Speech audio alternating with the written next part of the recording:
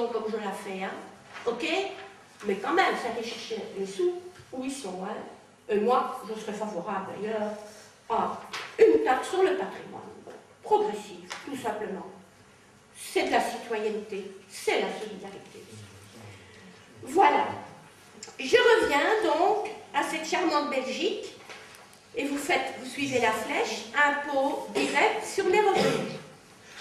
Il y a les revenus qui sont liés au travail, et il y a les revenus qui sont liés au patrimoine. Ok? Les revenus qui sont liés au travail, c'est les travailleurs, hein? Ok? C'est les personnes physiques, c'est l'IPP, l'impôt sur ceux-là. Et l'ISOC, je vous disais tantôt, c'est l'impôt sur les sociétés.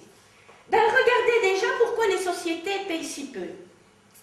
En fait, les personnes sur l'IPP, sur leur travail, payent 25 à 50%, c'est-à-dire, si elles gagnent jusque-là, elles payent 25%, si elles gagnent jusque-là, elles payent 25% jusque-là, puis 30% jusque-là, si elles gagnent jusque-là, elles payent 25% jusque-là, 30% jusque-là, puis 35% jusque-là.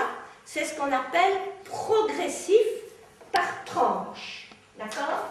Je voudrais vous dire qu'il n'y a pas longtemps encore, peut-être pour certains d'entre vous, c'est peut-être longtemps, mais aux alentours des années 70, on allait encore jusque des 70% d'impôts. Ok?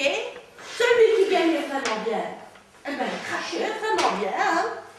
Ok? Et toutes les gens qui vous disent, ouais, je gagne un petit peu plus et maintenant je vais tomber à des tranches d'impôts, que je vais payer plus d'argent encore et que j'aurai encore moins. Et il foire, hein? On ne gagne jamais moins quand on gagne plus, hein? Parce que l'impôt n'est jamais qu'une part de la tranche. Donc c'est vraiment des carabistouilles, hein? Ne vous laissez pas compter les choses pareilles. Remarquez à côté l'impôt sur les sociétés. En principe, l'impôt sur les sociétés, c'est 33,9. Je n'ai pas mis le virgule, excusez-moi. C'est 33 maximum. C'est aussi un impôt progressif par tranche qui va de 24,25 à 34,5, mais on a décidé qu'une entreprise ne peut jamais aller au-dessus de 33. C'est aussi un cadeau de Reyners, hein, parce que c'était 39 avant. Mais ça a été 33. Voilà. Donc, si vous comparez, vous voyez qu'on trouve normal. Moi, je dis, on ne prend pas assez sur les gens, ok?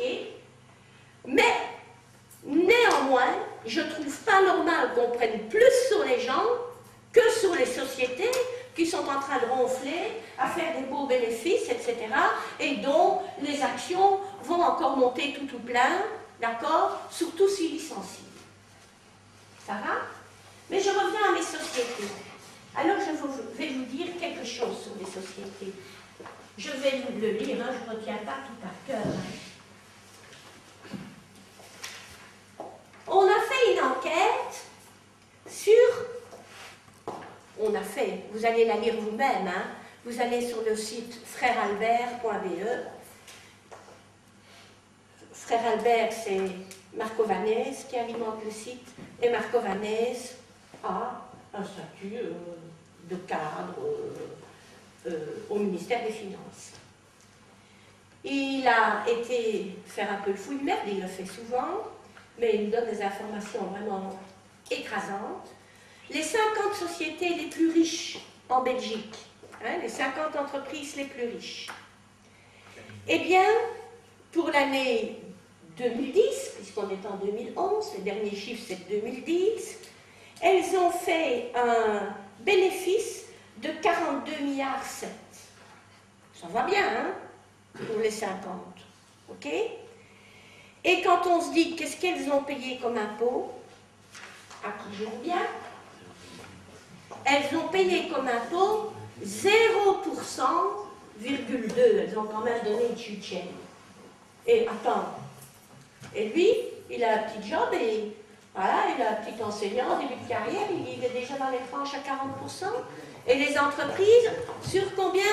42 milliards, elles ont payé 0,2%. Ok? Voilà. Autrement dit, il y a eu un manque à gagner grâce à des tas de cadeaux de 14 milliards, pour l'État. Vous avez retenu le déficit, combien de milliards? 16. D'accord? Regardez sur le papier là. Voilà. Tous les cadeaux. Alors, je vais vous dire quel cadeau. Ils n'ont même pas triché. Comment? C'est même pas de la triche, c'est tout à fait légal. D'abord, oui. C'est même pas la crise, on ne les veut pas, c'est cela. Donc en fait, le déficit de 4 milliards, ça s'élève à 16, mais le taux d'intérêt est énorme, alors on fait ça. Ah ben oui, le taux d'intérêt, il porte sur toute la dette. Hein.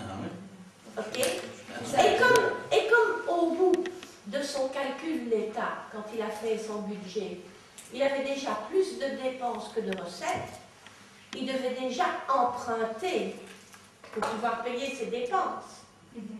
Mais quand en plus, il compte ce qu'il doit payer comme intérêt, il doit emprunter aussi pour payer ses intérêts.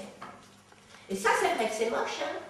Parce que quand on est fort endetté et qu'on doit emprunter pour payer les intérêts et les déficits, ça veut dire que la dette fait un effet boule de neige, dit-on, je ne veux pas expliquer, c'est ce qu'on appelle l'effet boule de neige la dette. Donc c'est vrai qu'il faut l'arrêter. Ben, on dit juste qu'on fiscalise un peu les entreprises, hein, qu'on arrête de mettre un. Et qu'est-ce que c'était ces cadeaux-là? Ben, ces cadeaux-là, d'abord il y a une série de cadeaux qu'on fait, ce sont des déductions assez obscures. Une entreprise, par exemple, c'était pour les revenus de son brevet. Expliquez-moi ce que ça veut dire, pourquoi, comment, on ne sait pas. Mais c'est principalement, à raison de presque 10 milliards, c'est principalement parce qu'on a inventé un système qui s'appelle l'intérêt notionnel. Le système avant s'appelait les centres de coordination. Pour les grosses multinationales, celles-ci s'affiliaient à un centre de coordination qui jouait l'ingénierie fiscale et finalement aboutissait à ce que les entreprises ne paient pratiquement pas d'impôts. Ceci dit, l'Europe, elle a été appelée en Cour de justice européenne à plusieurs reprises parce que concurrence déloyale, etc. Ok. Et on lui a dit, les centres de coordination, mes petites feuilles, la dernière fois, c'est terminé. Et effectivement, elle a dit, écoutez, laissez finir le truc parce qu'il y a des trucs engagés. L'année dernière était la dernière année qui fait que les gens avaient encore des cadeaux. Mais alors, il s'est cassé la tête. Il s'est dit, bon Dieu, mais comment je vais faire plaisir à mes copains maintenant? Alors il a trouvé une astuce, l'intérêt notionnel. C'est quoi l'intérêt notionnel? Et il le justifie. Il dit, quand une entreprise emprunte, parce qu'une entreprise, elle doit se financer, vous êtes bien d'accord avec moi?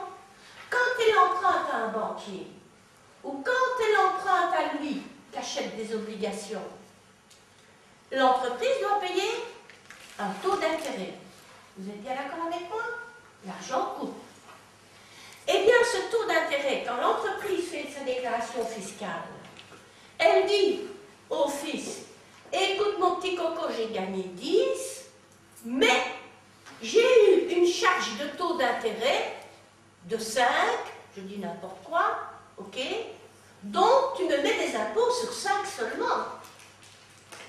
Vous êtes d'accord?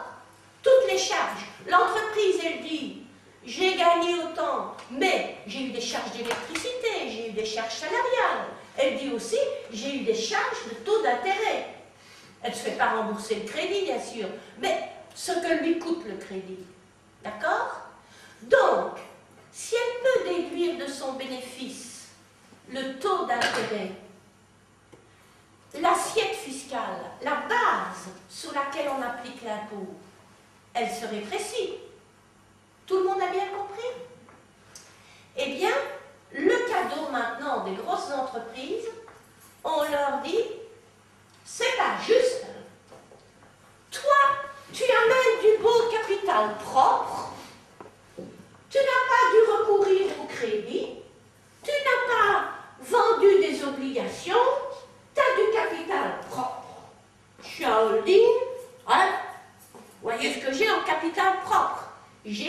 alimenté. C'est des actionnaires qui ont alimenté, comme moi je suis l'actionnaire dominant, voilà. Ok? Et alors, moi je suis fâchée de l'injustice. Parce que j'amène mes sous, que je prends des risques. Parce que je vais toucher des dividendes avec mes actions, mais si l'entreprise va mal, je ne les toucherai pas. Et moi, tous les sous que j'ai apportés dans le capital propre en tant qu'actionnaire, ils ne me rapportent rien. Alors que si je le prêtais à quelqu'un d'autre, si j'en faisais quelque chose d'autre, ça me rapporterait un taux d'intérêt. Donc, si ça ne me rapporte rien, moi, je n'ai pas envie de donner mes sous. Alors, l'État dit, écoutez, il faut que les entreprises viennent, qu'elles amènent des sous et tout ça, et on va supprimer cette injustice. Autrement dit, on va faire comme si tout le capital propre des entreprises était du capital emprunté. Et chaque année, en comparaison avec ce que rapportent les obligations pour les placements à long terme, etc., on définira le taux d'intérêt fictif qu'ils auraient payé s'ils avaient emprunté ce capital-là. Est-ce que vous avez bien compris? Ou je recommence? Non? Donc, je suis une entreprise qui a 10 milliards, c'est rien du tout, on disait 10 milliards de capital propre, mais ce n'est pas par l'emprunt à des particuliers ni aux banques. C'est moi qui ai déjà amené 5, et puis d'autres actionnaires qui ont amené un petit peu. Ok? Donc, je ne dois pas payer de taux d'intérêt. Oui, mais mon collègue, qui a une autre entreprise, et les 10 milliards, il les a empruntés, lui, ses revenus, ses bénéfices, il peut diminuer le taux d'intérêt. Oh, c'est pas bien, c'est bon, je prends des risques et ça ne rapporte rien.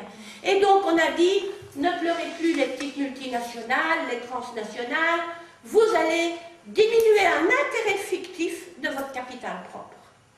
Alors, ce ne sont pas comme les multinationales. Comme par hasard, maintenant, je me demande s'il n'y a pas... Enfin, je n'ai pas cité le chiffre, j'ai peur de me tromper. Mais il y a une multitude de filiales en plus. Vous savez pourquoi? Parce que c'est vraiment juteux, le truc. Reprenons, j'avais 10 de capital propre. Je crée une filiale qui n'a trop rien à faire, mais on va dire qu'elle fait quelque chose. Et elle va emprunter 10. Comme elle a emprunté 10, elle est ma filiale, je suis toujours le même actionnaire, je suis l'actionnaire mère. Elle va pouvoir amortir le taux d'intérêt sur 10. D'accord? Bonjour les petits sous que je vais gagner. Et puis, les 10, elle va les investir chez moi. Ce que je me dis, me fait, je suis la société mère, tu investis 10 chez moi, c'est moi qui t'ai créé, tu fermes ta gueule. Ok? Donc les 10, elle me les donne. Et ça revient à mon capital propre et je fais du notionnel sur 20. Donc j'ai gagné d'un côté, j'ai gagné de l'autre côté. Ça vaut la peine de multiplier les filiales, C'est génial, Voilà. Voilà comment ça marche. Alors, ok. Je reviens à ce papier-là, on termine rapidement. Non, ça va, je suis quand même dans les temps. C'est incroyable, ça. Est-ce que vous avez bien compris l'intérêt notionnel? Oui? Et alors, quand on regarde ces multinationales qui ont gagné tant de sous, elles sont toutes dans des paradis fiscaux. C'est extraordinaire, ça. Ok? Elles ont des filiales dans les paradis fiscaux. Donc, à la limite, elles en ouvrent même dans les paradis fiscaux des filiales qu'on ne le sait même pas, donc elles peuvent jouer leur magouille encore un peu plus facilement. Bien. Petit exemple, toujours de ma même source.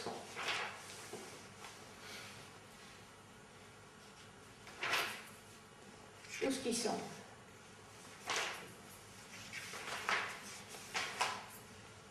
J'espère que je ne trompe pas de truc. Si je me trompe de document, ce sera pas après. Allez, revenons à nos petits moutons.